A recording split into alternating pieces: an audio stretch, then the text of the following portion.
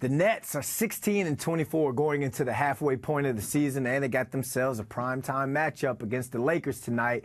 So let's get straight to the point with all things hashtag Nets World with Keith McPherson, host of the Talking Nets podcast and WFAN. Hey, Keith, man, apologies because this is the second time after a losing streak that we've had you on here. I promise you this is not scripted, my man. How you doing?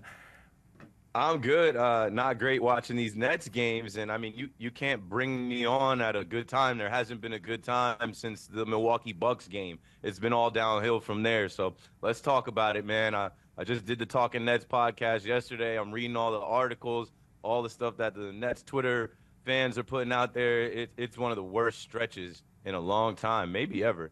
All right, so I got some statements that's floating around social media. We're gonna get straight to the point. I'm gonna give you the floor to say what you got to say about it. First one, the Nets have lost 9 of their last 10 games. Why?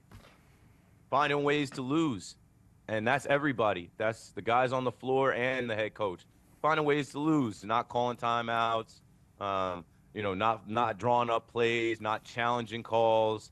And, not taking the end of the game seriously. Maybe not having the right rotations, not having the right guys in, not making shots. How many layups can these guys smoke? It's just contagious right now. When you find ways to lose like the Nets have, it seems like the losing is inevitable. That brings us into our next one. Zach Lowe called the Nets the most depressing team in the NBA. Agree or disagree?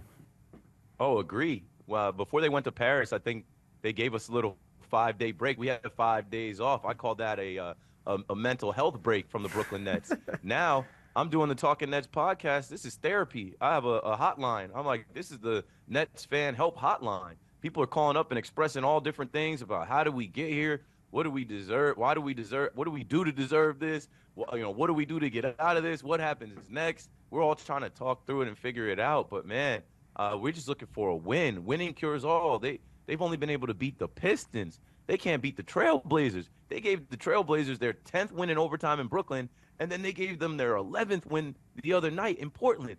You can't beat some of the worst teams in the NBA. That means you're one of the worst teams in the NBA. They're bottom 5, maybe bottom 3 right now.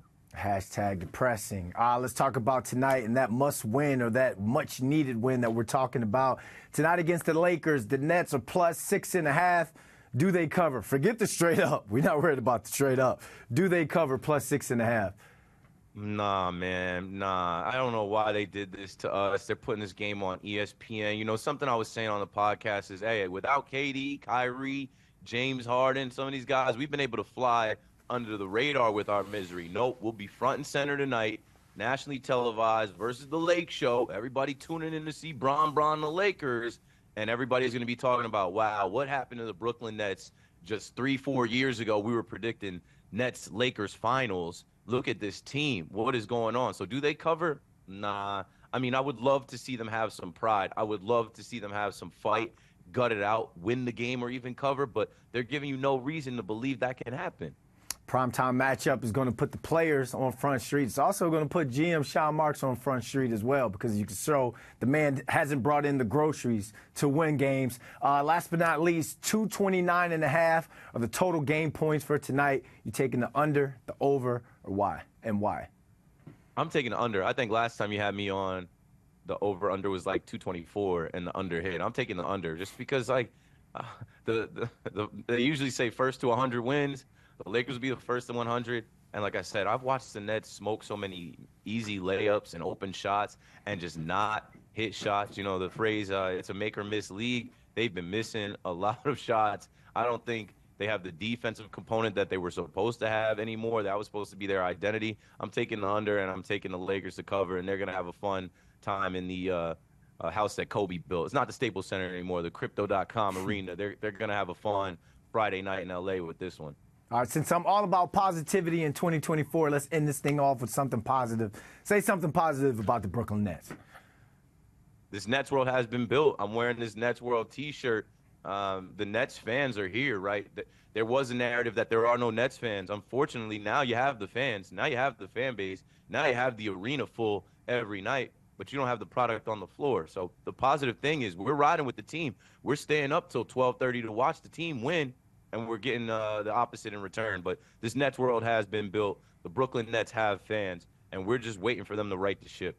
Man, you got a 9-month-old, and I got one as well. So if you're staying up at till 12:30 to watch the Nets, that's dedication right there. That's free floor seats. I'm on the radio every night till 12, till 2. I really don't sleep. I'm up at all times in the night looking at the baby cam.